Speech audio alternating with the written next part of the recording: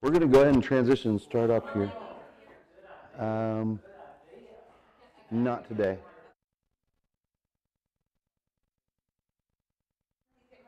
Let me know. We're going to be live here. You'll be able to see the things going. Those are what we're handing out for today. We'll do announcements first. So this is on. This is on. We've got meters. We're good. We're about ready to go. Okay. Can you hear me on that, Mom? All right. Barely? Okay. Okay. Well, we'll hope. Use chat if you need to, I suppose.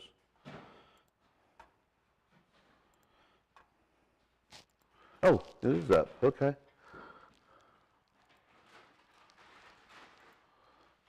There we go.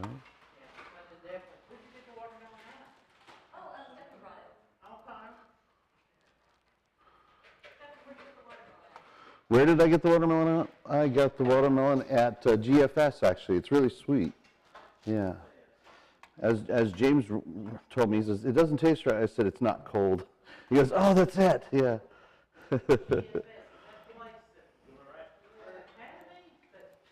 Yes, it is. Uh-huh. All right.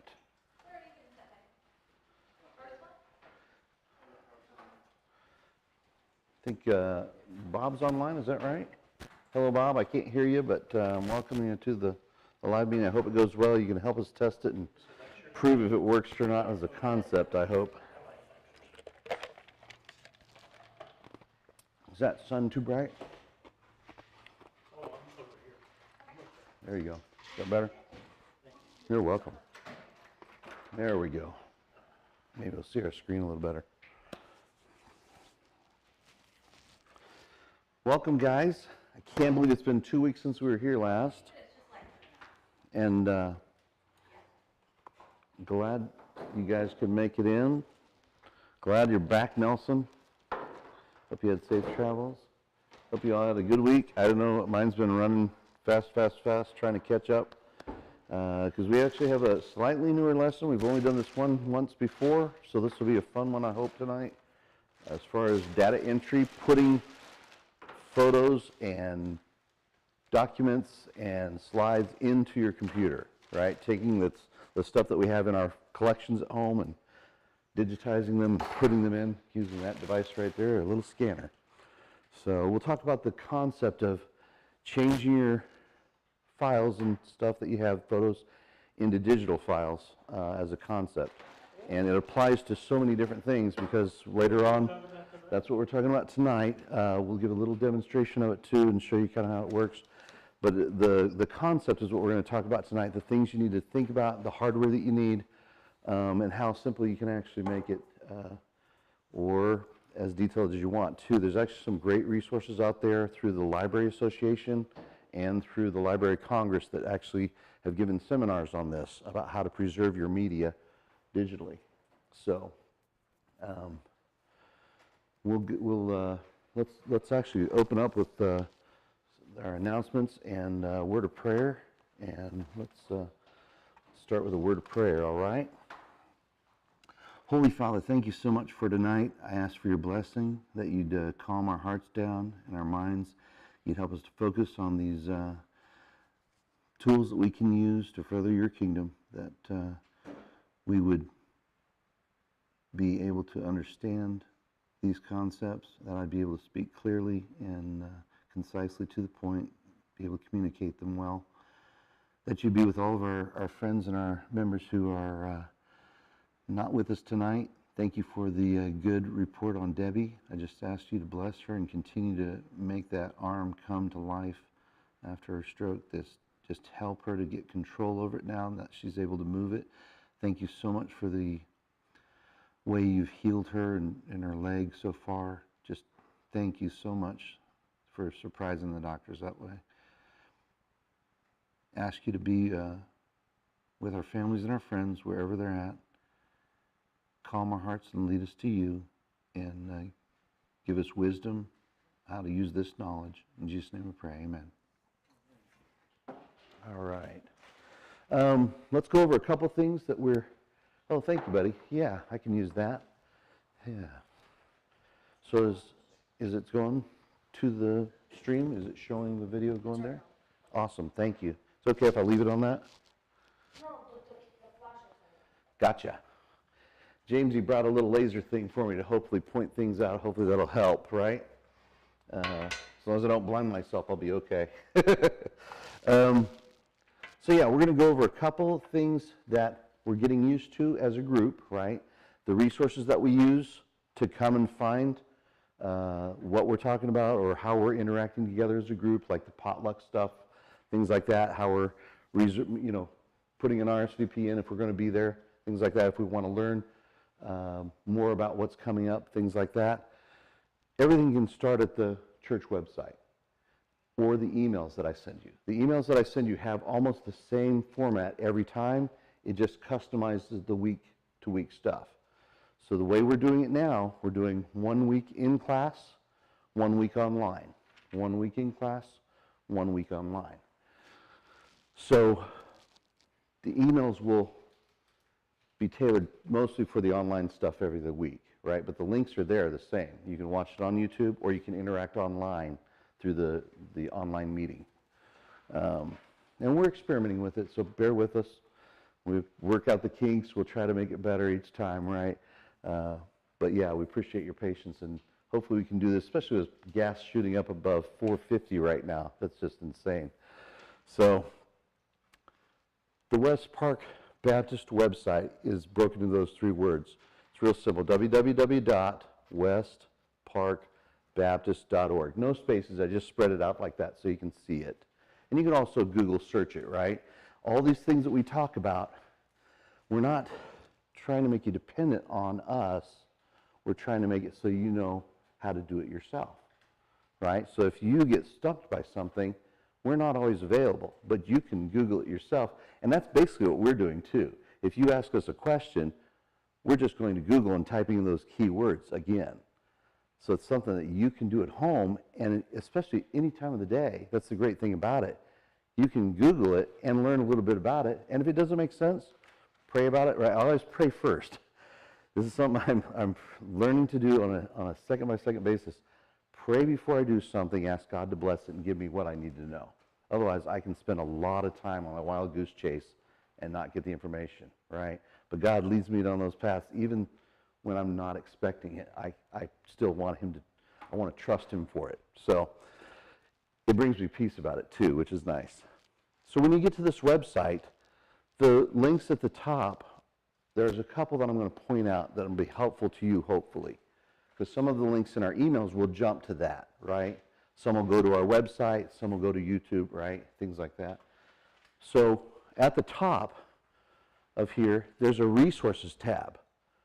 And if you click on resources and go down to e-news, click on that, it takes you to a newsletter for that week. And actually what's funny is they publish it on Thursdays. So we have to get our information out for next week's class today, which is funny because we're still having our class by the time they publish next week's. And so if I don't have the schedule quite right, it looks funny. But that's how you can tell everything that's going on with us and with some other events that are going on, especially summer now. Now we've got 2 classes that we're teaching too.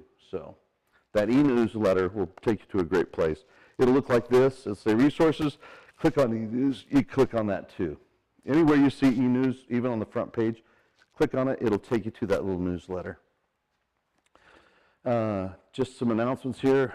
We've started a new series on the life of Joseph, and it's actually pretty interesting. I mean, God dedicated 3 chapters of Genesis to the creation and 17 chapters describing the story of Joseph, how he worked through Joseph that way. So it's kind of a precursor to Christ is what it's showing, God providing through His benevolence there. So you can take part in person or online at 10:30 a.m., either at the West Park website online or even on YouTube. You click on either one of those, on the website, and it'll take you to them. Also, we're having clipping classes. We usually have 6 that go on during a regular time, but we're going to boil it down to 2 for summer. And they're kind of interesting. One is a Philippians Bible study, and we have several pastors that are leading these and deacons. And I love this, what it says. Paul didn't write it so that Christians would have verses to put on coffee mugs. You can understand what a mature faith in Jesus looks like, right? And it's funny because that's true. Philippians has a lot of those one-liners, that you do see on coffee mugs or printed on walls. So, and then the other one, and that's going on in the auditorium, and what's going on the same night in the hub is Christians You Should Know, and they're pulling out biographies of some of the most intriguing men and women that have been in church history. So they'll cover one person each week. So it's kind of a cool history thing, if you like that. So, and you can register by going to the website and going online too. Also, June 4th, remember, if you haven't had help yet, you can request one of 2 appointments, 10 a.m. or 11 a.m., and that's going to be June 1st, the first Saturday of the month. Like I said, we're going to start opening that up to the public, and I think it's going to get really busy then. That's why we're trying to limit to one. If you can get it, do one. We try to take care of it the best we can, but we're also not your personal IT support. It takes a lot to do that. So, but we'll do the best that we can. We can answer questions. We can point you to the right documents, things like that. Hopefully that you can learn yourself, right? Teaching you to fish. We can give you a fish, you'll eat for a day. If we teach you to fish, you'll eat for a lifetime, right? Especially this one over here, he's a good fisherman. So, I don't know about you, but this week has been wild for me.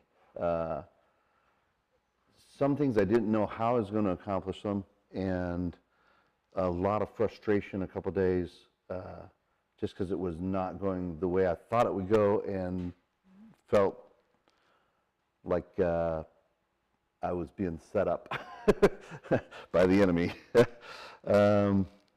Just stirring, causing trouble is always like, does that bother you? Does that bother you? Does that bother you? Type thing. So Psalm 16, 1 and 2 really spoke to me this week. Preserve me, O God, for in you I take refuge. I say to the Lord, you are my Lord, and I have no good apart from you. That kind of goes right along with be still and know that I am God. No matter what the stress or pressure was on me at that moment, take that breath, don't react, right? Respond to it in faith. And in Romans 10:17 it says, so faith comes from hearing, and hearing comes through the word of Christ. That's why people refer you to reading John or one of the Gospels, right? But if you read John, you hear the good news, the hope that's there. And that hearing can be a gift of faith after that. That's why it's important for us as believers to pass that faith on, right? That good news on, that hope to other people. So be prepared for it. Do you have a 30-second speech, right, or dialogue to have with somebody in an elevator, or 3 minutes? You don't want them to feel odd. You don't want to be the weird Jesus freak, right? But you do want to be somebody that has a reason for their hope, right? I mean, you have hope in Christ.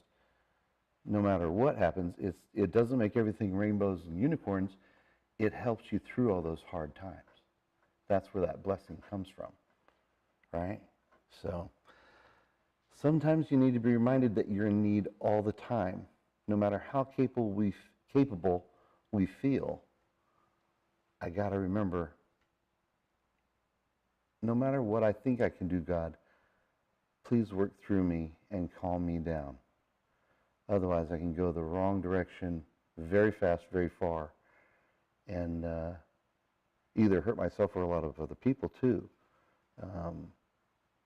But that's what I'm hoping, is that God will show that fruit through me, that he'll keep me in the vine. He's the vine, right? That he'll keep pruning me and making me be fruitful for him. So just wanted to encourage you guys that way, because I needed it this week especially. So let's learn some stuff, right? Let's talk about some cool stuff. I think this is cool stuff. I don't know about you, but let's go on to analog to digital. So analog stuff and digital stuff. Have you guys heard those terms before? Analog? Have you? When I say analog, what do you think of?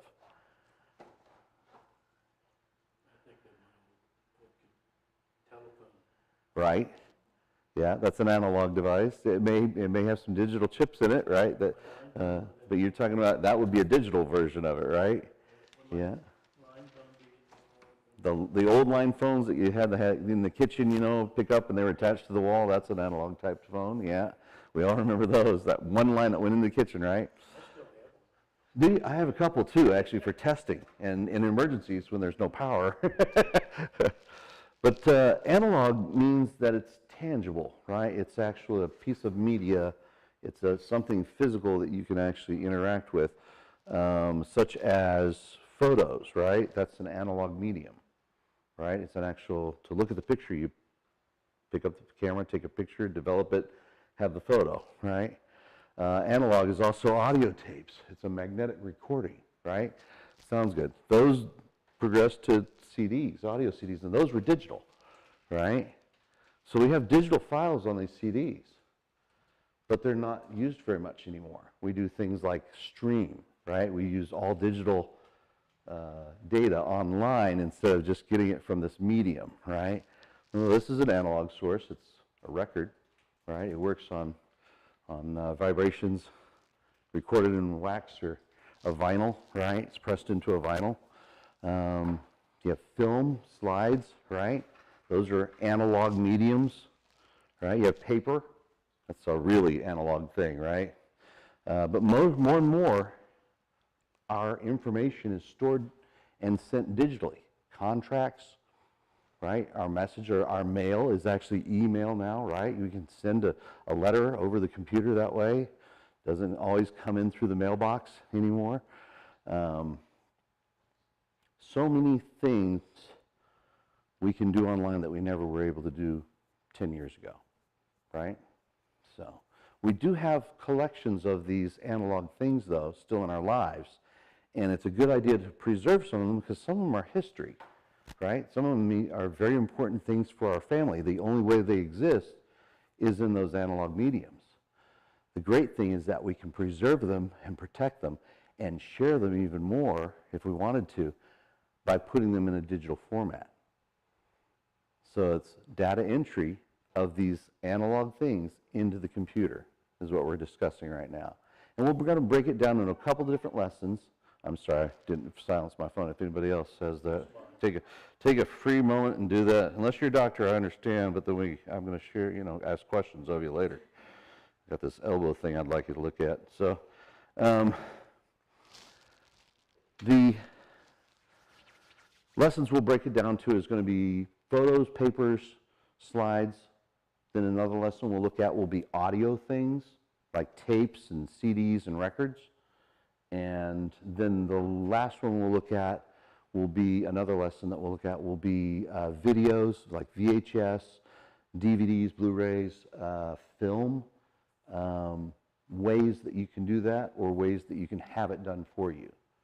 So I know at one point you've been doing this for a couple of years, actually, a few more years. I've had some stuff done. But I didn't do them. Right. There are people that have services out there, and that's what you're able to do. And you were able to surprise some people with that footage, weren't you? Because you had 8mm. One service I really need to do is, like, you got the phonograph up there. With LP. Right. I have a stack of LPs. Right. They're old. Mm-hmm. And they're really good shape. And they have a great sound. Vinyl does. Yeah. Yeah. Convert those over to. Like to be able to play on your cell phone? Or on your computer? Well, yeah, either that. In the car? Yeah. Right? Or you can just put it on a CD. Mm-hmm. We sure can look at that. When I'm driving a car, it's just slipping. Exactly.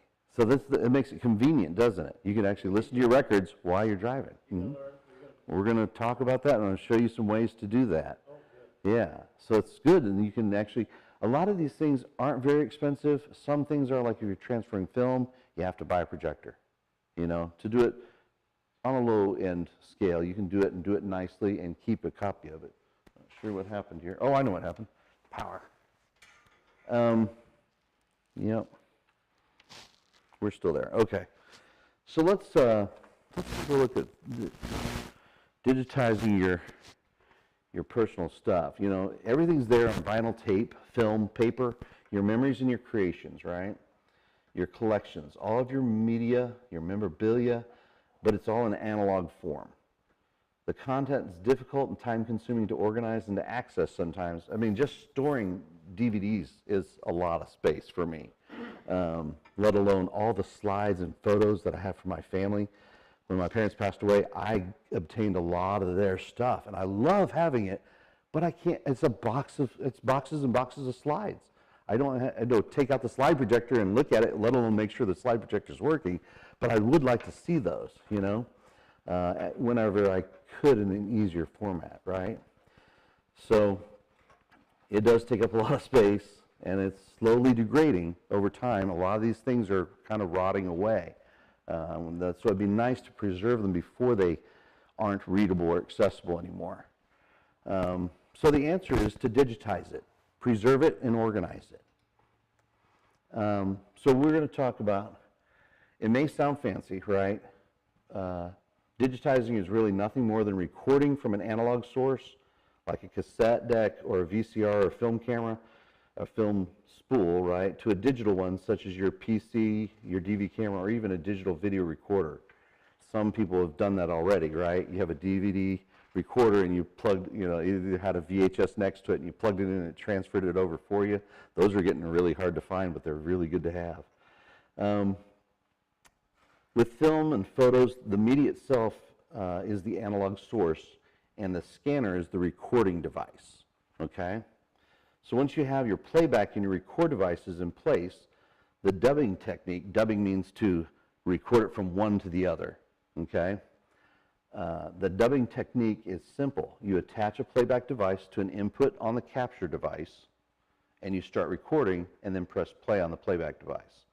And you record until the music, movie, or the video ends. That gives you a digital file on your computer.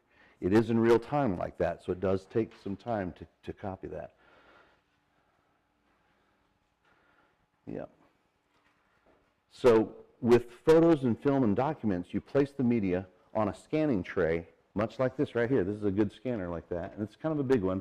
I've taken one of our little memorabilia things, our handouts, and you place it in there on the glass and scan it in with an image scanner. You know, it's a little kind of recorder that goes underneath it to put it into the computer that way.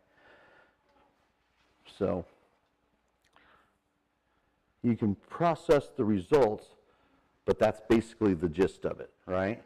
There's a way to digitize virtually everything you've collected from the past. The presentation, this presentation is just an introduction to it, okay? So before you go hog wild ditching your old media, thinking that your correspondence and your photographs and your vinyl records are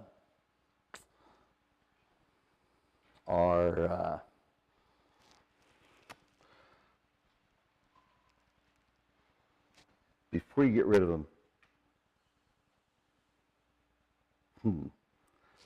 remember that there are some pros to keeping them. They actually have a tactile and a visual quality that you can't duplicate digitally, right? When you open a book and you smell that book and you fold it to pages where you've made notes, you can have a picture of it, but it's not the same as holding it. Does that make sense? The photos, the way they feel in your hand, it's not that way on a screen. The image is there and the memory from it may be there, right? But it does feel differently. It's different than the original source. So don't get rid of them, right? Unless you absolutely have to, right? They don't disappear when the power goes off either, right? Computer and technology is only good when it works. So when you move, let's photographs would be an example. Mm-hmm. You take the photograph and you're going to digitize it. Do you lose quality of the photograph? Not necessarily, because the methods of capturing can be higher quality than the original. So the colors will be the same? Or will it be some different? You can get very specific, and you can spend a lot of money getting incredibly accurate colors, but that also means that you're calibrating your monitors to show the correct colors too, right? So you can spend hundreds of dollars, or you can spend tens of thousands of dollars to get the absolute purest quality that you want. What is that memorabilia worth to you to do that? I think if you look at what's available, like off the shelf that you can scan, will be plenty realistic for you. It will be great archival quality for you, including videos, and you can adjust the colors too. And once you've captured it, you can still adjust them. So it means you need to learn the right techniques for capturing the quality in a way that can be adjusted in a range later, right? So like, if you think of it like exposure on a camera, right? If you take a picture and it's overexposed, you can never add that detail back in. Same thing with digitizing. If you digitize it overexposed, you can never get that detail back. But if you do it just slightly underexposed, right, it'll capture all that details that's there, and you can amplify it later. You can raise the brightness quality later. I hope that helps in the explanation. Same. Visual quality can't be duplicated digitally. Right, the visual quality of seeing the actual analog media is what I'm referring to there, yeah. So the way it feels, the way it looks in your house or in the daylight, it's not the same as when you look at it on a screen, who might be set for blue light, right? Or you may have changed it to, don't show me as much blue light on my Windows machine, so it's a more yellow look, right? So it's not the same as just looking at the picture in whatever the CRI lighting is around you, right? So yeah, it's a different look, a different feel, but it's going to capture pretty close to what you have there. And it's nice that you don't have to spend a lot of money to do that, but you do want to not go subpar with it. You want to be careful, and you want to watch the quality. You're the quality control inspector of your own libraries then. What is acceptable to you? And I know for me, I've had several digital collections over 20, 30 years now, and capability goes up, right? The quality that you're able to capture goes up, and then the price comes down, so you're able to do more later on that's not available now. So I may go back and recapture or buy new qualities of certain things, right? If it's a certain movie that I love a lot, I had it on DVD, now I'm buying it on Blu-ray, or now I'm buying it in 4K Blu-ray, right? Because I love that movie so much, the detail that I get from those two copies is night and day, right? But it's way better than the VHS copy I had of it off the TV station, you know what I mean? Yeah, the quality goes up and up and up. So you can, at a certain point, if you feel, later on in life, you know what, those are great copies, and I'm going to keep those as backups, but I'm going to take maybe so many pictures or so many videos or so many films and redo them in this newer technology that's available now that I didn't have available to me 10 years ago. I'm going to capture it in that, right? Or I'm going to capture it in a newer file format for that. That way it's not like, it's not lost to the old technology either. Does that make sense? Kind of like the idea of having an auto recording that was on your 8-track. Well, try playing that now. It's really hard to find an 8-track, right? Try to find an 8-track player. Exactly, right? So at one point I had an 8-track recorder.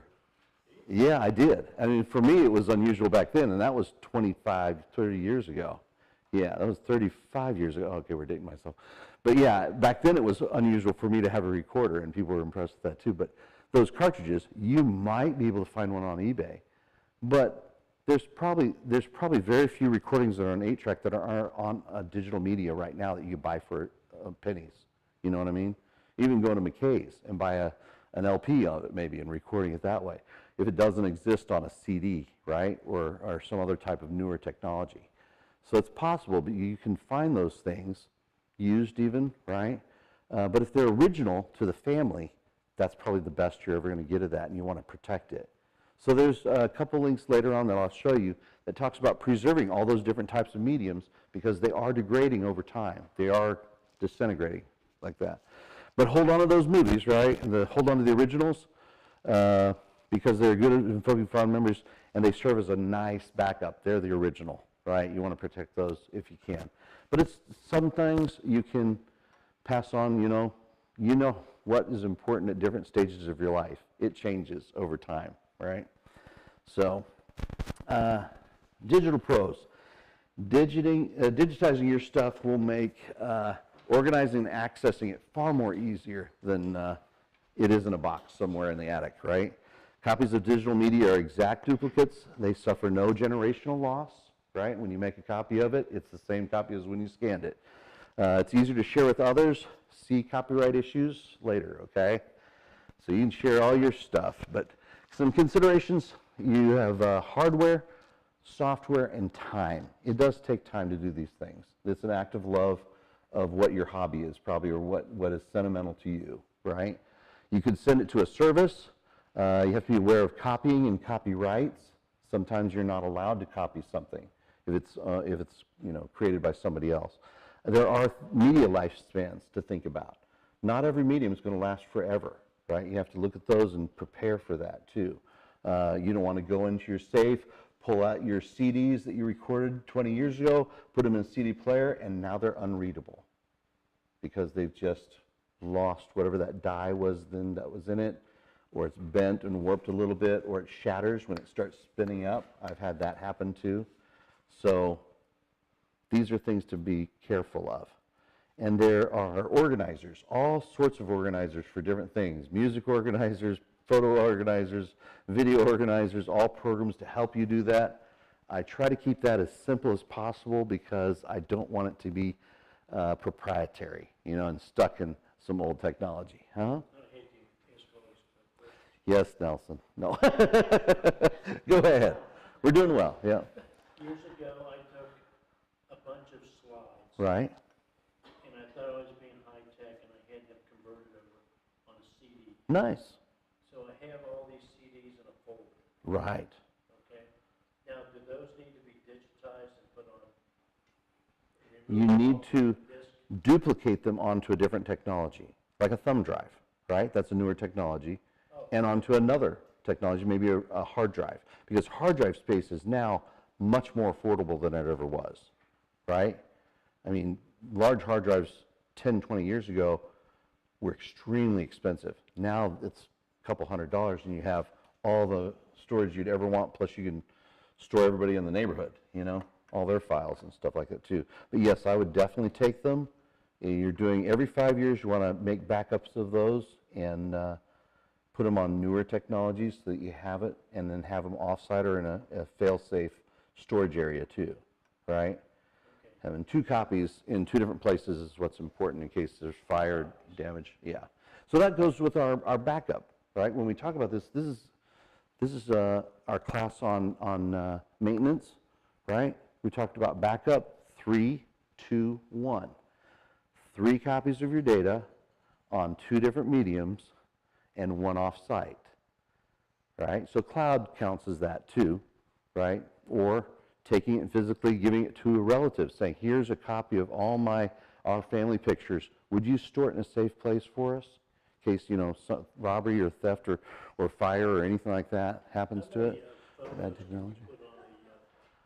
Or CD on a thumb drive? It depends on the size of the thumb drive, because the thumb drive could hold, just as an example, the average CD could hold 700 megabytes, okay? The average DVD can hold 4.3 to 4.7 gigabytes. The average thumb drive is in the 8 to 128 gig, right? So you can store a lot of those on the thumb drives. Mm-hmm. You put them all on one, let's say I got 20 CDs, okay? Okay. Should I put them all on one thumb drive, or should I break them down like? I'd buy two thumb drives. Oh, I got you. Or by vacations or whatever. I would probably create an organization system. We'll talk a little bit about that a little later on in the presentation. I'd keep all your photos together, organize them the way you want to keep them to find them, right? If you need to separate them like that, do that. I tend to do mine chronologically, right? Because it makes the most sense. I can remember when it happened, usually a year or something. You know, it was close to Christmas a couple years ago. If I do that, I can check December folder in every year if I can't find it. I don't have to look through all my photos, right? Yeah. So that's why I suggest chronological, okay? Okay. So we'll talk about that in just a second too.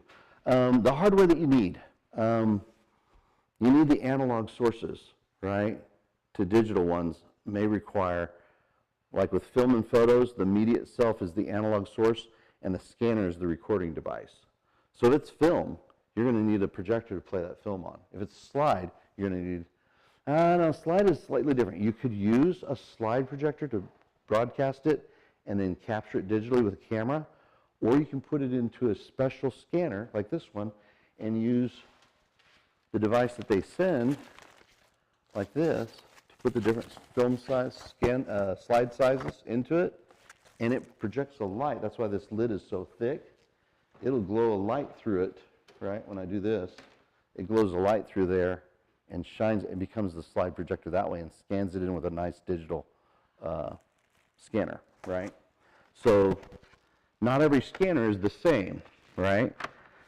And that's why I got this one. It's meant for photos. It's meant for capturing special things like that.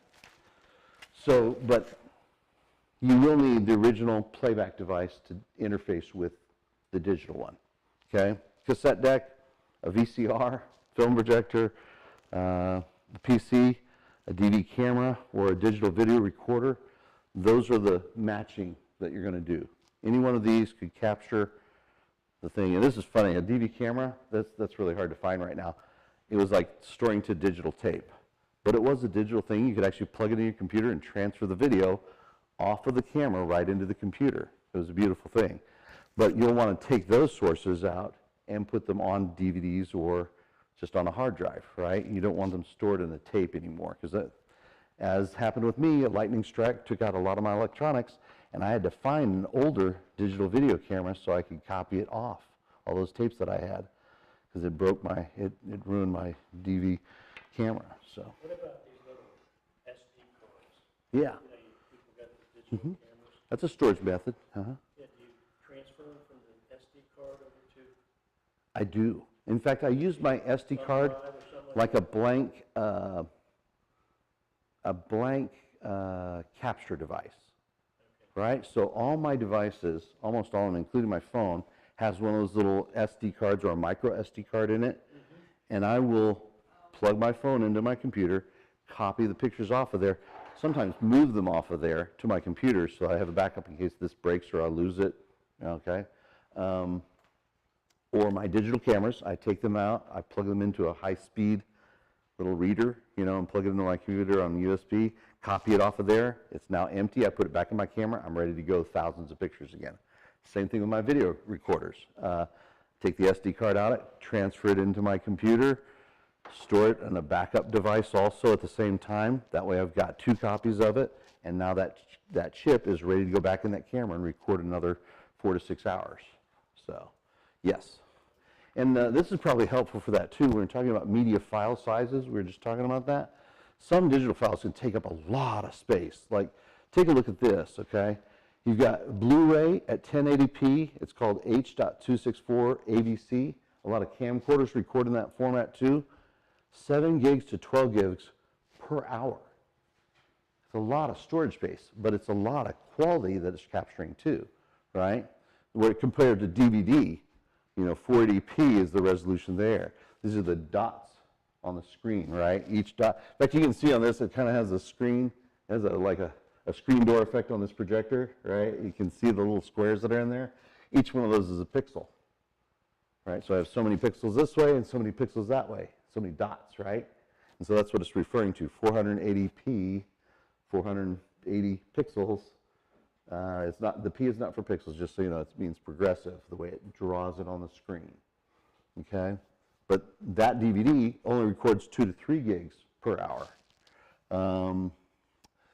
VC1 is a nice format for capturing, but if you look at the qualities here, right, you've got good, superior is the Blu-ray, very good is MP4 at 1080, 10 megabits per second. That's 4.5 gigs per hour. Now, if you drop down, that's video pictures. Video pictures take a lot of storage, right? Audio doesn't take as much storage. In fact, there's a lot of things that help make the file smaller, try to give it the best quality that you can have at the same time. But these are all different formats. So here's what we have for CD quality, right? And that's about 10 megs per minute of audio, right? That's what CD quality is. All these below it are compression formats, ways to make those sound good, but take up much less file space. So you go from 10 megs per minute down to MP3 at 128 kilobits, right? It's only a meg. It's very small, right? So you can store a lot more music on a CD and MP3 format than you can in WAV format, the CD quality recording format. So when you say formats, I'm not sure if it's clear enough. Think of it like VHS, right? VHS had 3 record speeds, right? You had SP, LP, and SLP. Do you remember that at all? I know this is a generation, we grew up with these, right? So on on SP, I could record on a standard size tape 2 hours of video. Very high quality VHS, right? Which is half this quality right here. It's only about 220 lines of resolution compared to 480 on DVD. So before DVDs, VHS, 2 hours SP.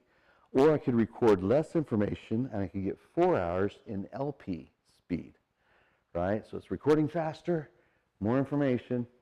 I slow that down to twice as much, and now I can record an LP and get 4 hours on that same tape. Or if you did like I did, I was chintzy and I wanted to get as much on the tape as I could, and I'd record in a super slow speed SLP and get 6 hours per tape, right? For me, it was acceptable. I could get 3 TV movies recorded in that 2 hour time period on one VHS, it wouldn't take up a lot of space, right? Instead of one VHS tape per movie, I was getting 3 movies on one VHS tape. So does that make sense? There's tapes now. Uh-huh. VHS tapes. I have a lot of VHS tapes. So what are you going to do with this? I don't know, but I'm not using them. The ones that are purchased, they are. In fact, VHS tapes are now approaching 40-some years of age. They're only good for 10 years when the glue starts wearing out and the metal starts falling off the celluloid, the plastic that holds that magnetic base on there. So, and if you're not good at taking care of it,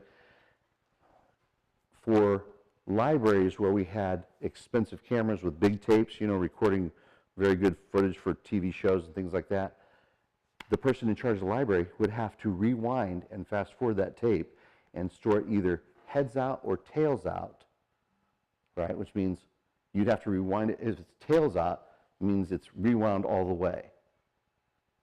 It's fast forwarded all the way, which means to watch it, you have to rewind it, play it, and then when you're done playing it, it's tails out. If it's heads out, that means you can put it in and play it right away from the beginning. That changes where everything's stored on the spindles, right? You remember when you have an audio tape and you're fast forwarding, it starts just nothing on this side and it's everything on this side, and it's slowly spinning it onto this side and it gets bigger and bigger and bigger? That's what we're talking about. When that is wrapped around that spindle like that, it's magnetic, it's kind of wearing off on each layer before it and after it.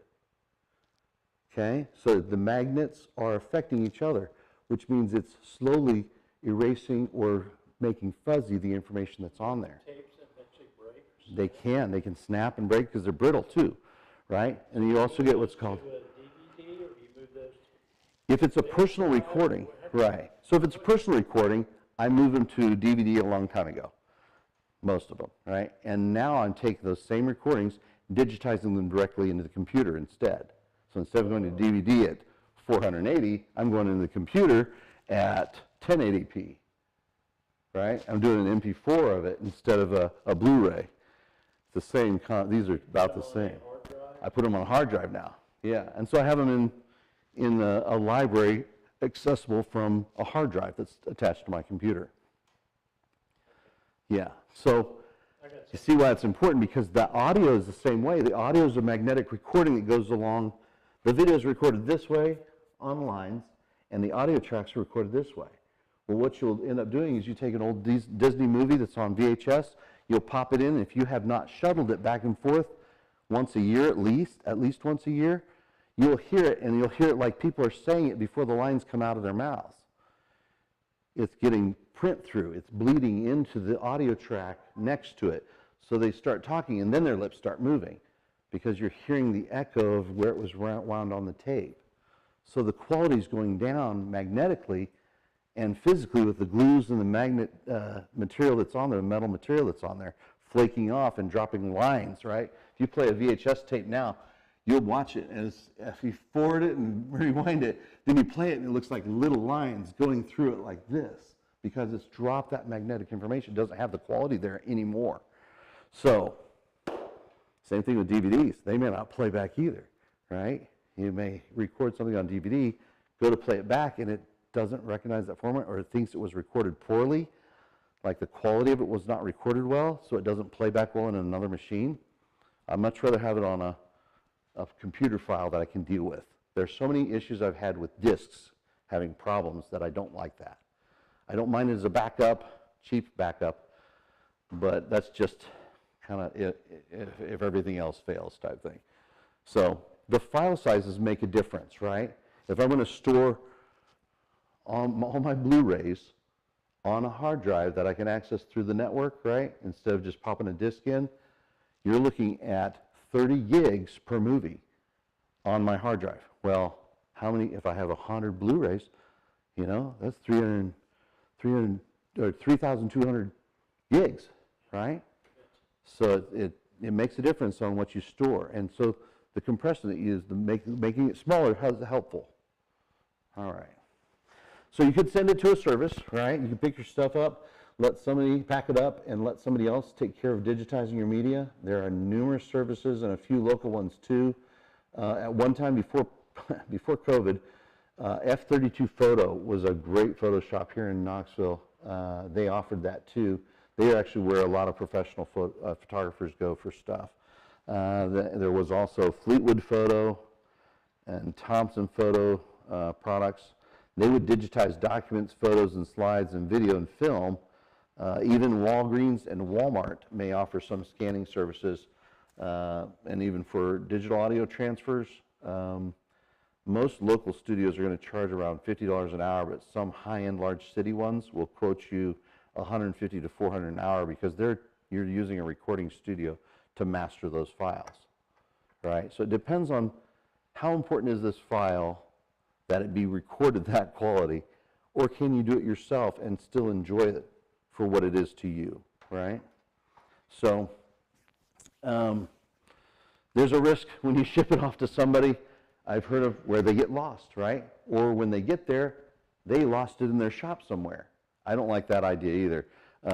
Use something more reliable than United States Postal Media Mail and ensure your shipment.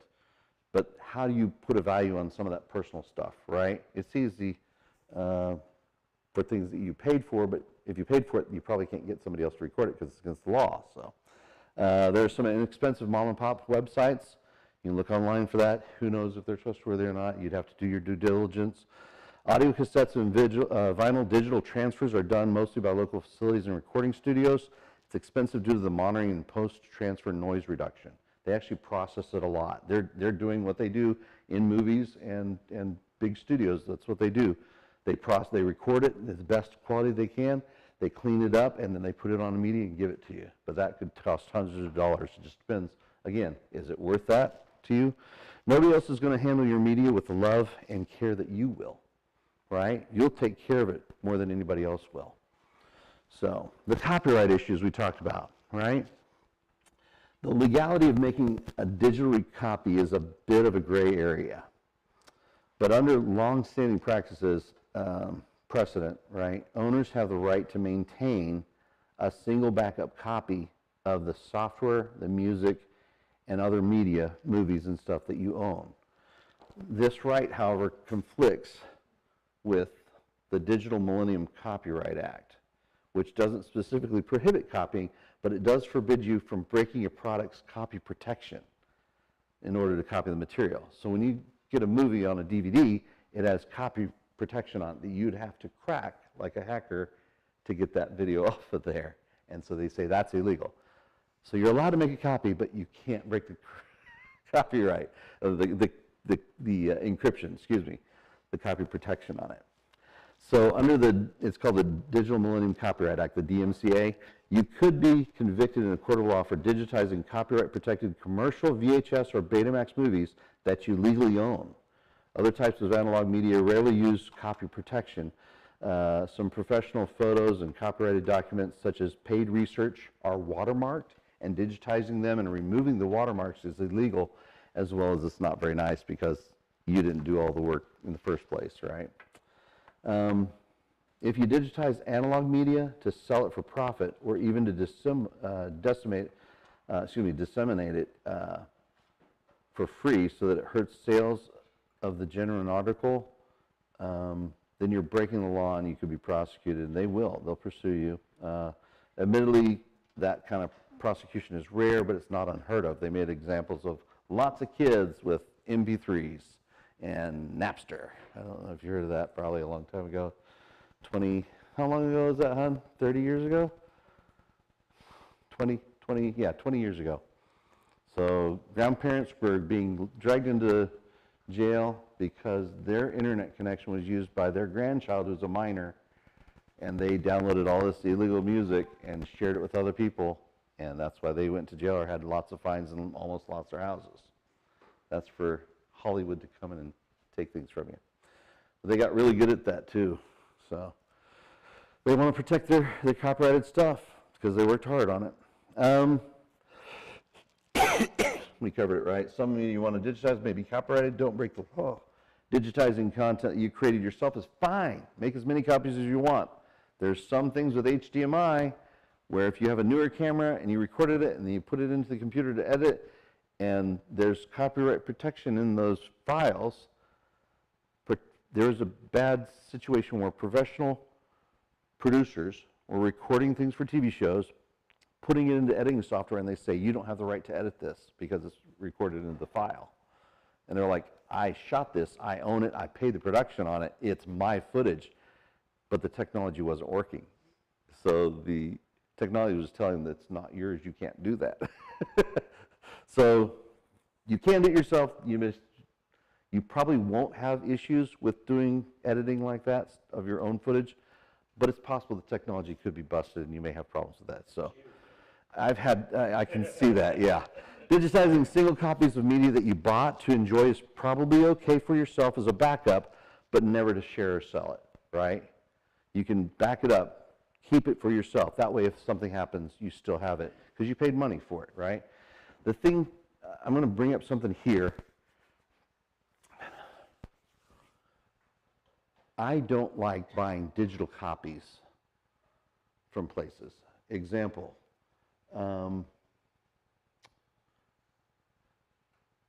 songs from a service, okay? Buying it from Google, buying it from Apple, right? You buy it from them and they pay the artist, right? Or you buy a book, a digital copy of a book, right? And you download it to your little device that you read it on, right? And then they go out of business, or like Microsoft, they just said, oh, we're not going to support those anymore, and they shut it down. So all the money you invested in that digital library of all those books is now gone. You don't have a copy of it, you can never get a copy of it again. I'm surprised they didn't get sued out of existence. After that, I just thought, I'm never buying anything digitally again, because the way it works is if you buy a book and I die, it goes to my kids or my wife, right? If I have a digital library, a paper book, right? Anything paper, the whole library goes to my kids or my family. A digital library, if I die, technically, legally, they can't keep it. It goes back to the company. So everything on your Kindle is not transferable to anybody else. When you die, all that money, if they wanted those copies, they have to pay money again to get those. But if you have the actual book, you can give it to them like that. But what about the Kindle itself, where the books are on? They can, but if the company finds out that you're dead, they'll just turn it off. The account won't exist, and they won't have access to it. See what I mean? It's a tyrannical system from the top. It's the way computer admins think of controlling things, right, from the top down. You don't have permission to do that anymore. You see what I mean? And they're able to turn it off remotely. It's not like they came into your house, took your Kindle, and took it away. They just turn it off on their server, right? Because your media is on their server. So this is why I don't like things like that, especially with Microsoft, the way they just turned off all the books. Everybody had a book copy, didn't have it anymore. It's not like they said, oh, by the way, same idea, Ultraviolet. They went out of business. Luckily, they were in business with Voodoo and Walmart. And so when you put your codes in there, you got your copies on their servers. So they went out of business. You can still access your content on those movies. I still have the DVDs and the Blu-rays for them originally, right? So unless they develop a Blu-ray player, well, they do have it this way from Blu-ray players, they could actually tell you can't watch that movie anymore if they wanted to. That's why I don't like connecting things to the internet like that either. It's like if it's not to the internet, they can't control it, right? So I'm very much a proponent of owning the physical copy of something. I don't like ideas of renting things like that. I don't like the idea of renting software. That's what everybody's trying to move to, is that you, in order to use word processor, you rent it from me every month. Whether I improve it or not, you just have to pay me to use it, right? I don't like that. I want to buy it from you or use a free version that's made by a community, and I'll buy them a cup of coffee, you know, type thing, or I'll make a donation to them type thing. So I want you to think about that when you're buying movies on services. You don't really own them. You're leasing them, okay? And it can go away. So you can't hand it on. It doesn't go on to anybody else. Keep that in mind. All right, beyond copyright access, personal archiving. So we have to be careful because the lifespan may be cut short by carelessness and nature, right? Nature's degrading things all the time. It's the way it is right now. We're degrading right now. You can break things, DVDs, I've broken them. I've scratched them, things like that. I've static touched things and they've stopped working. Computers die instantly with static electricity shock, or I've had thumb drives go through the wash so many times and they still work, some of them, right? Others go through the wash, they don't work at all. Some of them, you plug them in and they stop working, right? Or they get corrupted, the data is no longer readable. So digitizing your media and your data is no guarantee that you'll have it forever. But keeping backups on several different types of media in different locations is a good way of making sure that you still have it. You put the work into it, you might as well do the backup and take care of it. These are two great resources, and I went looking for them. The Library of Congress, their link actually changed on it, but you can look it up, personal archiving, under the Library of Congress, and you go to our website, you know, with the homework, click on the presentation, click on that link, it'll take you to it. They have a lot of great resources there teaching you how to do that, how to think about it, much more in depth than I'm going into now. So if you want to read more on it, go there and do that. The American Library Association also has Caring for Your Original Items. This is a great resource. You look it up, see about how to handle paper, because the acid content in your fingers, things like that, for your photos, stuff like that, using cotton gloves or neoprene gloves. Excuse me, no, that's not right. What are the gloves that are right there? Those ones that we have right there, the blue ones? No. No, that's a special kind. If the box may be in that cardboard one, actually, if you read it for me. And I buy those specifically for that, because I can use it not only for medical reasons, or for any cleaning type thing, and it's not going to hurt. If I have a latex allergy, it's not going to hurt anybody that way too. And I can't remember the name of it right now on the top of my head. It's not neoprene, because that's a foam type thing, but it's not latex, because that can cut. All the way at the bottom, stuff down in there, isn't it? Nitrile gloves. Yeah, it's a type of, thank you so much for looking that up. I couldn't remember that at all. Nitrile gloves don't have properties that could you could hurt your skin as much, right? So it's safer, because latex, a lot of people have an allergy reaction to latex. And you're going to be wearing them, you're going to sweat and get hot anyway. But that can help you take care of your media without hurting them too. The cotton gloves is one that they use for a lot of libraries, like the Library of Congress, for handling certain documents, things like that. So, leaving a CD on a car, a dash in the sun, you remember those? Sometimes going back to Blockbuster, they'd warp, right? Putting any type of tape near a strong magnetic source, such as a loudspeaker, those are examples of carelessness, because it would erase those tapes, right? Audio tapes or videotapes. Earthquakes, lightning strikes, floods, and so on would be the work of nature, at least. Hard drives do fail. Burnt CDs and DVDs go bad. Flash drives fail. By all means, digitize, but use proper backup practices. Yeah, to summarize it, a very lengthy treatise. Careful, cool, dark, and dry is the way to prolong any life of any media. Okay? Cool, careful, cool, dark, and dry. Paper and photos can last centuries or yellow and fade in a matter of decades or two if the paper's acidic. It's a cousin of the nitrate and the acetate film problem in movies.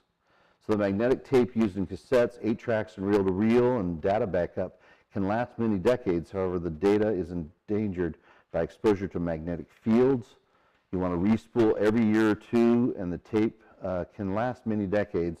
In the end, though, digitizing all your stuff will make organizing it and accessing it far more easier. It's all compact then, you know what I mean? So if you look at the medium and how long they think it's going to last, and the factors that it can happen to each of these, recording on vinyl, the lifespan is 100 plus years. That's pretty amazing when you think about it, right?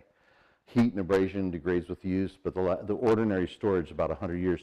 Pressed optical discs, CD and DVD, it says 75 if you protect it in cool, dark, and dry, but the average is going to be about 20 years. It'll stop working roughly about then. Burned optical discs, look at this, 30. They claim 30 years, right? But the average is 5 to 20 on regular use. And these are, breaking it down, cool, dark, and dry, on the shelf where I normally store my movies, type thing, with sun and hitting it and stuff like that. Film, the nitrate in old Hollywood, they could last 75 years, but stored out in the open, if they don't take care of it in those vaults like they're putting them into, 10 to 30 years. They just start rotting in the case. They'll open the case and the film will be gone. It's just dust. Even those metal cases? Those metal cases, yeah. Really? Yeah. The heat, the temperature, the humidity, all that can affect it. And so that's why they're trying to digitize as many films as possible. In fact, Turner Classic Movies does a lot of that work too. They'll find old movies. They'll work with Hollywood. There are big companies and corporations that set up funds to capture these things before they disintegrate. What about I hate to drag this up. What about these police departments? You remember all the evidence? CSI, and right. they're taking hundreds of photographs of the crime scene, and a lot of those on film, I guess. Well, they used to Now be. It's all digital now. So yeah. What about the ones that were on film? Yeah. Are they transferring those over? Or are they? I'm sure they've made them digital copies so they can look at the evidence any time they want to. Right? So they're probably operations where a data group would go in there and digitize everything with that case. Yeah. Mm-hmm. Okay. Yeah. Not every police department probably, but a lot of them, right? Film, plastic-based, right? Stuff in your cameras. 100 years, they say. Even just stored in drawers and stuff, 50 years. That's pretty good for a medium. But heat and light. Heat, light, chemical composition, heat, light, abrasion. Heat, abrasion, oxidation on DVDs, right? But heat and light seem to be the most common things that are in there, right? Magnetic tapes, cassettes, VHS, Betamax, reel-to-reel data, 50 years. In real life, 20, stored in a box at home, not in the dark, but in a room that's heating and cooling, heating and cooling, heating and cooling. Everything expands and contracts when it happens, right? So, all right, organizers. There are lots of them out there. compared with the analog world, organizing your digital media is a snap, right? If you're careful enough about creating meaningful file and folder names, you won't even need organizing software most of the time. Both the Windows and the Mac operating system and Linux provide thumbnail previews of most media as well as searching within documents. It's kind of cool. I use a program called Everything, and I use it because I think it's better than the Windows indexing search. It scans my drives, and I can type any words I want to, like Google, right? I type anything, words I want, and it shows me all the files that deal with that name, right? Or date range or some other things I can search with. And then every time I create a new file, it adds it to the list. So it's lightning fast. And so I like using that program on Windows-based computers called Everything, right? It helps me find things quickly over multiple drives. So Windows has the search built into it too. It's just not as fast. It takes a lot to scan the drives and then tell you the results. But they do provide those thumbnail previews, like when you open your photos. You can see them and make them larger or smaller if you wanted to, just to look through them that way. Like I said, storing them in them named by subject and date and artist is okay. I'm still trying to find that good organization for music. I don't really know how to sort it like that. I don't usually listen to an entire album, so I'll digitize my favorite songs off of it and then keep that in a playlist just stored in a folder of my favorite songs that I want to play. I just say play, right?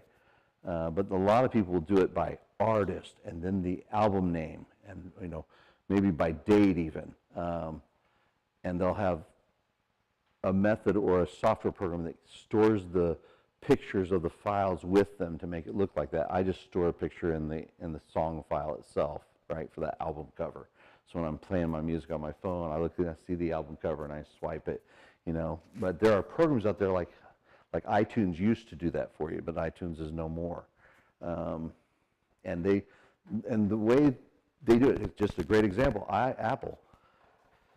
It was a proprietary system. You did not have your music stored as a file under all those albums. They split up every song into these little chunks so you could never copy it out into something else or organize it that way. You had to do it through their database, so they controlled everything that way. So if you wanted to get it out, you'd have to make like a disk and write a disk from that, and that's tedious, right? When you could just copy it out. And that's why my favorite thing from my phone to my computers is just keeping folders of music or folders of videos and just dragging them back and forth wherever I want them to be.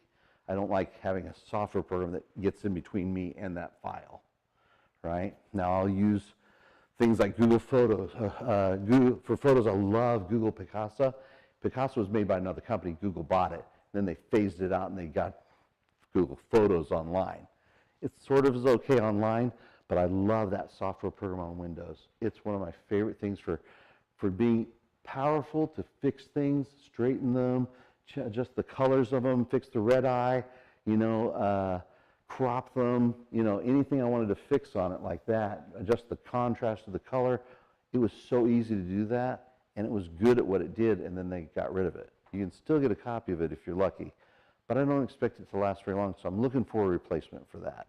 I don't have one picked out yet, but I'm trying to, as with all my stuff, I want to be able to not be limited to a certain operating system.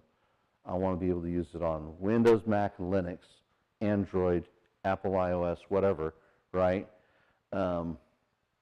Without having to have a special program to do it. Maybe it's one program that's written for everybody that works on all those operating systems. That's what I like to use. That's my life view, my world view of that. So music organizers are a dime a dozen. I kind of like MediaMonkey, but they have 3 versions. They have a free version of it. It's great. It's great for organizing and putting the information of those files together. So you have the file you create, and the file can hold information about it too, right? So not only do you record a song, but in that file of the song, it has a method for giving it the artist name, the album name, the year it was recorded, the quality that it is, 100 tags of who maybe was on that album playing whatever, you know, a picture of the album cover, a picture of the artist that did that, right? So it has a way to store that in the file, like MP3s do that, right? Or WAV files, same thing. They have that information embedded. That's called metadata, okay? And you probably have heard that before. That's what that is. It's a way of storing information in that file about that song or movie or, you know, picture. Does that make sense? Metadata is something you will start getting used to when you start recording your files to there. You'll just like, oh, I want to give it a title. I want to put it in the album. You'll find out, oh, how do I put the album in? You'll look it up and you'll put it in. You're messing with metadata. It doesn't say, oh, how do I adjust my metadata? Nobody thinks that way. They just like, I want to give it an album name, right? There's the place for it. You put it in there, okay? Metadata is M-E-T-A, M-E-T-A, D-A-T-Y. Excuse me, D-A-T-A.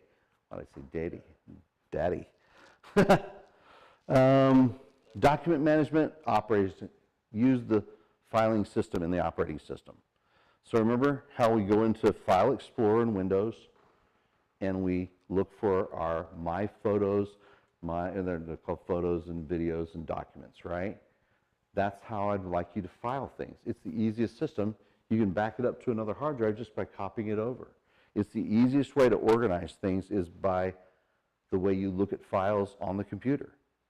So it's your filing system. Just like you put it into a filing cabinet and organize it alphabetically or whatever, you know, it does the sorting for you. You just keep putting the folders in there and it sorts them correctly each time, right? You can nest folders inside of folders, right? So as an example, when I do my photos, right, I've got, and we're going to do this like this. We're going to have like the main drive, you know, you've heard of your C drive, right? That's what that looks like. And the backslash just means, okay, then that's the level, right? The main level of drive. If I want to put a folder in there, it would go in this space here, right? So we're going to say, put it into my, what do they call it? Pictures, right? Pictures. Like that. All right, whoopsie. Yeah, I'm not doing that. Okay. I'll end up looking like I tattooed myself by the end of the night and did poorly in prison there. Okay. So on a computer, you can have multiple users, right? You can log in with your name. You can add another user, you know, for your friend or your kids, especially. You don't want them messing up your files, right? And the way that works is instead of going see pictures, right, because anybody would look at it then, it's actually the username. So it's like see users and then another folder, the name of who the user is, right? So we'll do that like that and we'll call it Becky, okay? The user is Becky. So the pictures folder for Becky, when you go and look at it and you're logged into Becky, right, you're not going to look for this, see users Becky. You're just going to go and look for the pictures folder that's in your documents, right? And let me show you what I mean by that, right? So I'm going to bring this up here. This PC, here we go. Just show it as an example here. Maybe, maybe not. There it is right there. Okay. So right here, I'm under folders, right? This PC, the main PC right here, right? And underneath this, I have my hard drive, and it shows me my folders for my user, but it doesn't say user Stefan, right? It just says, oh, here's your desktop, your documents, your downloads, your music, your pictures, and your videos, right? So that's where I'm storing my stuff. It's easy for me to remember. I open up the File Explorer, and I go to music, or I go to pictures, or I go to videos, or I go to documents, right? If I downloaded it, I go to downloads, right? It makes it very easy in the operating system to organize your stuff. It's already got the framework there for you. Use it. So that's why I say it's sorted by user, but that's what it looks like. It just looks like pictures to you. It's real simple and straightforward. So under my pictures folder, right, I have by year. So I'll put in 2022.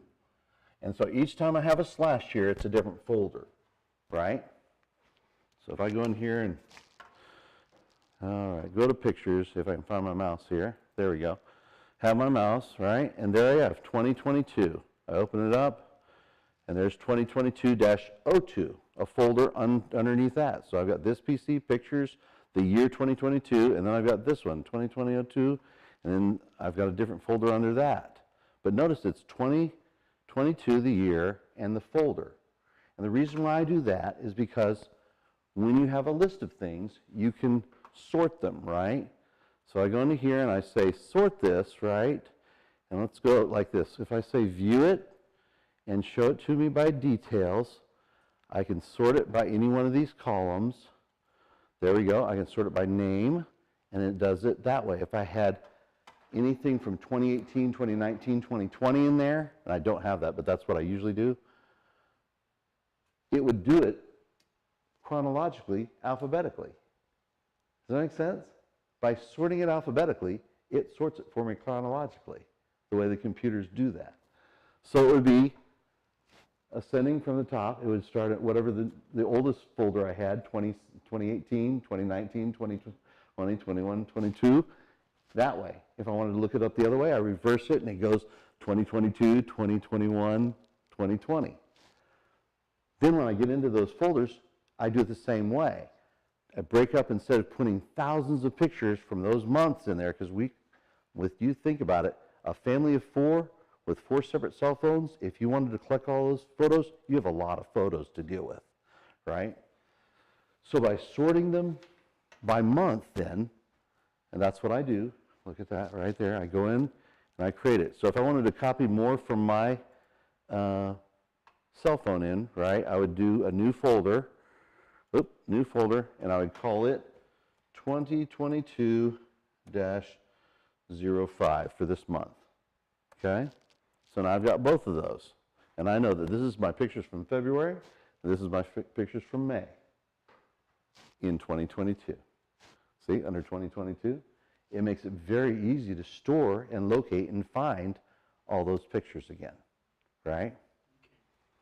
So use the operating system the way it is, each one of them. Windows, Mac, Linux, they all do this. And I could copy it from this to another computer, and they all sort it the same way.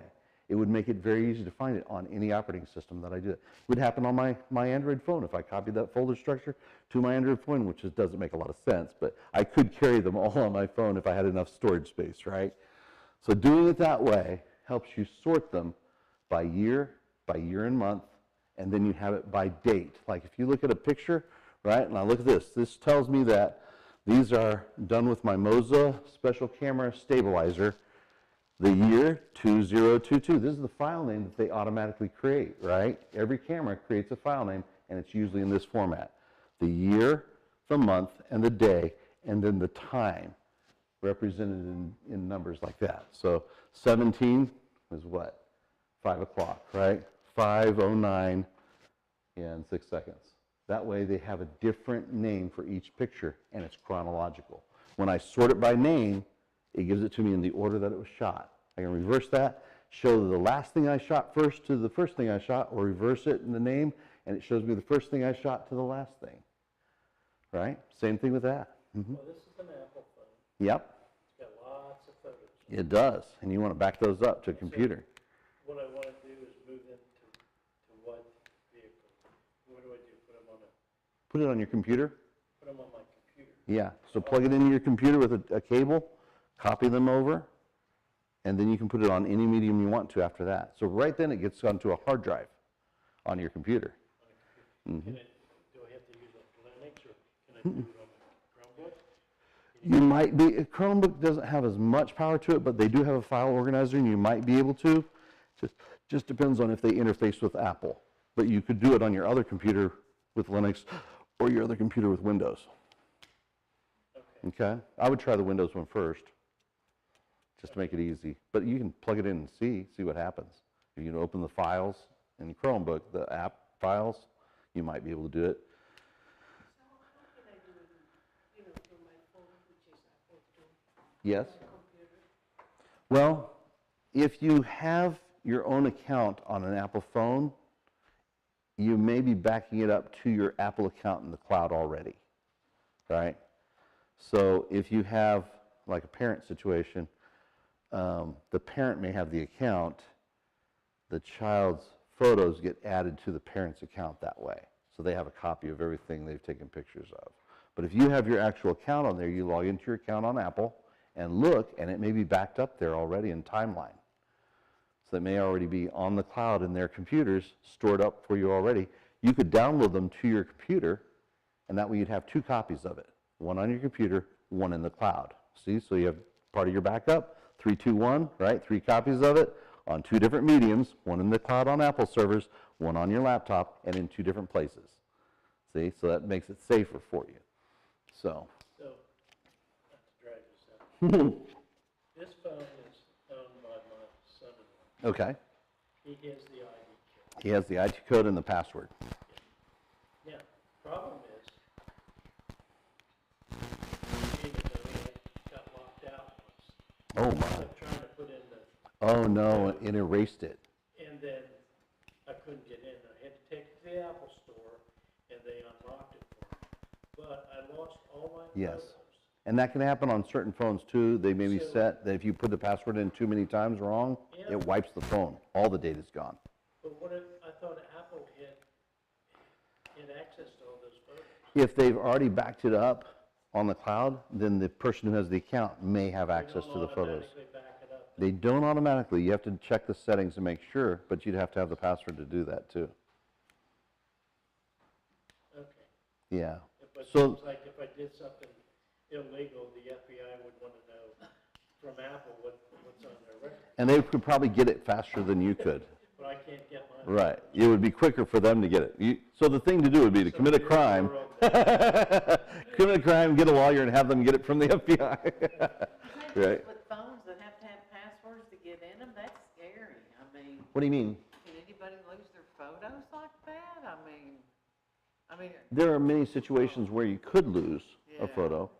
yeah, Um, oh Lord, I mean, the phone itself could Yeah. break too, yeah, and you wouldn't have access to it. yeah, So a lot of these things that we're talking about are accounts where you set up to automatically back up to your account online. If something did happen to that, you log into another device with your account and you can access those same pictures. yeah, So it's kind of an automated backup system, and it's nice, but you have to check it to make sure it's set to back up. If it's not, then you lost all those pictures. not to a home computer or something. A home computer is the best way to do that. And if you drop your phone, it breaks into me. You still have it on your computer. Exactly, you got it. That, they're gonna be gone. That's right, exactly. There's a little SIM card or nothing that comes out of there that with the pictures on it. There are, in fact, on mine, I put a SIM card in there and I tell my camera, store my pictures in that SIM card, not the SIM card, but the SD card. Or SD card. Right, it's a micro SD card, right. SIM card means the telephone account. Okay, sorry. So I have to be careful, I messed up like that. So yeah, you have 2 cards usually in the tray that goes into your phone. One is the SD card, and one is the SIM card. One is for the telephone company, the other one is for your data, whatever you want to store on it. It's just like having a backup drive in there. So I tell my camera, take my pictures on the SD card, not on the internal camera memory. That keeps me from filling up my internal memory on my phone also, and it means that if I take that Android? on Android, yeah, I can take Do that. that with this. I'm not so aware of that. I don't think you can, and I don't think, you don't have an SD card on yours, do you? No? You can look it up online. I would Google that model, like if you go into About Phone, Google that model and it'll tell you what specs it has on it, is what I would do. What number is that one? The iPhone 7? I think. That's, mine is 17. 7? So it doesn't have an SD card in it then? Okay. Yeah, they didn't want you taking it apart in any way, really. They wanted to protect it and keep it all for them. So on an Android, usually you can put in an SD card as backup. And I pull that SD card out, put it in a new phone, and I have all my files transferred that way. But then in the new phone, I have to say, take pictures on the SD card again. So, but the thing is, I drop my phone, it shakes that SD card and it says, oh, there's no SD card. No, you don't have no data. I'm like, no, it's in there. Pop it out, plug it back in, turn it back on. Oh, there's an SD card again. So you got to be careful. It's susceptible, just like any mechanical device too, right? It can wiggle too. So managing your files, your libraries of all this data, pictures, documents, movies, photos, right, or music or audio files, use the operating system file first. If you find one that you really like and you really want to use it. But if it's somebody else's program, you may be stuck with your data in their program. Just be careful of that. As long as it's in the operating system, usually you can get it out to another operating system. As far as playing videos, VLC is a great little program that's free, made by open source is what I like to encourage people to do. Open source means that the best programmers out there contribute a little bit to that project, and that's how it gets developed. They don't work for a company. They all just, as a labor of love, volunteer their work and do that. So you can donate to that project, and they get a little bit of money from that by doing it, but you get a great product too that's not done by a corporation or stuck in an operating system by Microsoft or Apple or Google or whoever looking at your data all the time, right? Selling you as a product. So let's see here, presenter for this. Organizers, we're done with that. Personal archiving. So, wait, I went the wrong direction, didn't I? Let's try that. Is that it? Huh, we did that. Oh, I got 2 of those. Huh. Well, all right, so let's digitize something. We got, 15 minutes, let's do it, all right? Just as an example, I'm going to take this incredible lesson, right? And I took my scanner, is what I did, and I downloaded the software from the website into my computer and installed it, right? So every product that you want to use like that takes a printer or a scanner or some type of device that plugs in may need some extra software to run, right? So a scanner is usually that way, especially one that does all this special stuff, right? It's mostly for photographs. I like it. You can get away in Windows 10 by using the Windows Scan program. It's very simple, very easy to use. You plug in a scanner that's compatible, you open up that Windows app for scanning, and then you tell it what to scan. It's really simplified. I like the controls on this a little bit more. Like you were talking about the quality issue, Nelson. I can control the quality on this by this program a little more. I'm going to show you what it looks like here. We're going to go to, let's see here. Let's give you a shot of everything on the screen here. All right. Windows 10. I'm using Windows 10 right now, and I'm just using the Epson Scan software, like this, right? So this right here is made by the company that made the scanner. And this is pretty much the scan program they use for almost all their scanners. And it has different modes, okay? It has a totally automated one that you can use, and let's reset it here. There we go. I can just hit scan in full auto, and it will figure out what I have and scan it the best way it thinks it can do it. And look at this. For color restoration and other options, click the Customize button and then make the setting. So you can automatically set a certain set of settings, and if you were doing 1,000 photos like that, boom, you do it, and it would set it all for those one settings.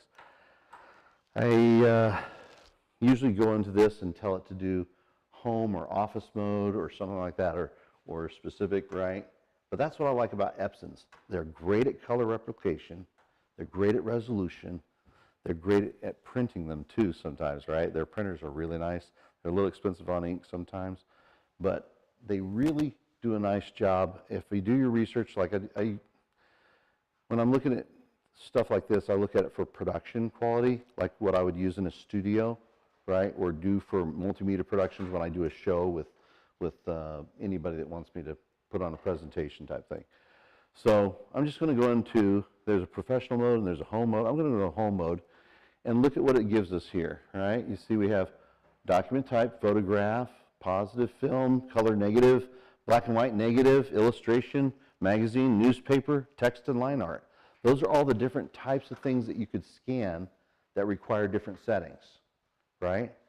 Most of the time I'm doing magazine type stuff, right? If it's printed in a magazine, you have to scan it a certain way. If it's a photo, you scan it this way. On photos, 600 DPI, remember the dots per inch, is crisp enough, thank you, sir, is crispy enough to print an 8x10 out of, right? Depending on how big the picture is to begin with. If you take a little photo like this, it's not going to print an 8x10 no matter how much resolution I scan it in. If I blow that up in an 8x10, it's going to be fuzzy as can be. I mean, it may look not like the same person, you know what I mean?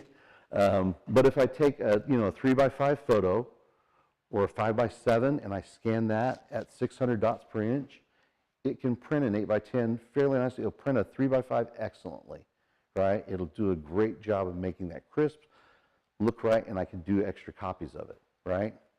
And that's the way you want to do it. You can actually take your photos into, I believe you can still, into Walmart and into Walgreens, set it in a scanner, telling you to scan it, and tell them I want photos printed of this, and then it makes the order, and it scans it, and it puts it in their system, in their order under your name. You pay for it right there, and then you come and pick it up in an hour if you choose the right options, right? Five? Oh, that's you were raising your hand. Yeah, so if I'm doing archival quality, like I really want a great copy of this because I may never have that photo again, I might do 1200 DPI. So when I bought this scanner, I checked it out, and the optical resolution of it was 1200 DPI. And then they could use software to magnify that up to 4800, right? So if I really need an archival quality for my personal preferences, right? When I was buying this scanner, I did the research on it, and those were the specs that I looked for, right? I went online and I looked for that, and it says in French. Here we go in English. Yes. Okay. So the optical resolution is 6,400 DPI. That's the highest scanner I've ever purchased, actually, for the optical resolution. And it can do software scan resolution up to 6,400 by 9,600 dots per inch. So I can bring back faded photos back to life with the fix of their software. I can do a lot of different things with it, but true to life colors at 48 bits color depth with his 16 million colors. The human eye can't discern that many, right? But the scanner can. So you talk about color reproduction, great. And I think this was under $300, I think, in the area. I can't remember, it may have been $250 or something like that. I try to find scanners that'll do the job. They're probably in that $100 to $150 range. But the ones that do really good on photos are going to be in that $250 to $350, up to thousands of dollars. I mean, they go up to tens of thousands of dollars for scanners. If you're really looking for like drum scanners and stuff like that, they can do an incredible job for whatever thing you have to, capture for posterity. This is pretty good enough for me. So, and it had the features for the slides. I wanted that because I have all those slides from my parents. I want to get those digitized somehow. So 600 DPI is a good setting for that. Now I have these other adjustments in here. I can do descreening, which means to take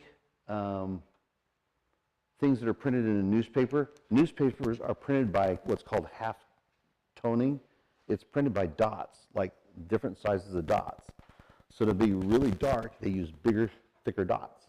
And to make it lighter, right, and more details in the faces, they use smaller dots. So you're never going to get great looking images from a newspaper or a magazine toning process. It will look okay, and that's what a lot of people do. They capture the news of that time or that frame or when you were in the news yourself, right? You want a copy of that digitally. So that's what they're talking about, descreening it. I'm just going to leave it. I'm not going to do color restoration or backlight correction. There's a dust removal function here, which is kind of nice, but there's no dust on this. I can adjust the brightness if I want to, but I'm just going to do a color scan at the top. I can do color, grayscale, or black and white, right? I'm going to do color, and I'm going to hit preview here, and it's going to do cannot communicate with scanner because it's not plugged in. So I installed my software. It said to plug it in. I do that now, and I'll probably have to restart this here. We'll do that again. Epson scan. Here we go. Epson. There we go. Open it. There it goes. It's opening it. Hopefully it's on, right? I may not have turned it on either, did I? There we go. Lights come on. There we go. Ready? And my software is not up, can't communicate with the scanner. Okay, let's try that again. Hit preview, see if it does it. No. Start it, open it again. Now that I've got it on and connected. Oh, hear it? It's working. It's resetting itself. Huh. No errors in here for defense solving problems. I don't need to solve problems, do I? Do I really? Let's try this again. Is that really? Make sure.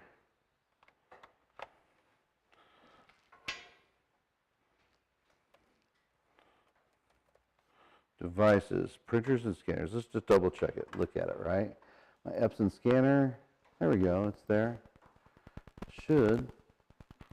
Let's try it. Please, God. Pull this up. Preview. There we go. Was it? Thank you, sir. Oh, okay. In normal, couldn't find it. Oh, did I put a document in there? Did I? I didn't put a document in there. Oh, there it is, right there. It told me, isn't that funny? Now, when you put a document in, like on a copier, there's usually an arrow in the corner that you're supposed to shove it into facing up, right?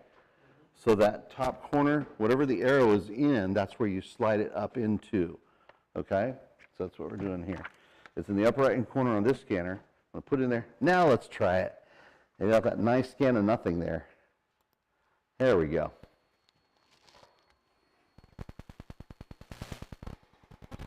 There's that document. And the cool thing about this is I can zoom in, I can rotate it, right? If I scanned it the wrong way, I can put it in that way. It was nice. You got 1,000 photos, you got to do that 1,000 times? 1,000 times. Now the slide strip thing, it has a strip so you can put in whatever that cut is of 5 or 6 slides. I can scan each one of those. But think about it this way. Each photo is going to have different settings. So if you scan 2 photos together and cut them out, it's a balance of the scan as though it was one picture. So it will adjust it, just like you're taking a picture, right? If you take a picture of both of those photos, it adjusts it for both the photos, not for that individual one. So the exposure could be off on that. That's why doing them individually, yes, that's what you're going to have to do. So I used to do that with multimedia. We'd take slides, put them into a video for some special occasion, you know, somebody's 100th birthday or their 50th anniversary or something like that, and we'd charge 25 cents to 50 cents a photo. But we'd start it off, if it's slides or something like that, we'd project it in slides and use a video recorder to do that, and then edit music in and stuff like that. Now you just do it, scan it into the computer that way, and you do it a quarter a picture or 50 cents a picture. They can go up to $1, $1.25 for a picture online. You look at it like that. That's what they charge to do it because of the quality and the issue, the time it takes to do that, right? You have to have a person checking that to make sure that's good anyway, right? So you have to make sure they haven't automated the process so much that they don't care about the the quality as much as you will. So I've got my picture here. I'm going to say, hey, detect the edges. It found the edges of the paper there. I'm going to just drag it out just a little bit higher because I know it goes up to there. And I'm going to hit scan. Actually, I'm going to find the area here that I want to scan, which is this area right here. Just that first part, okay? So I'm telling it what area to scan. Oh, if I can get it here. Can't get there we go.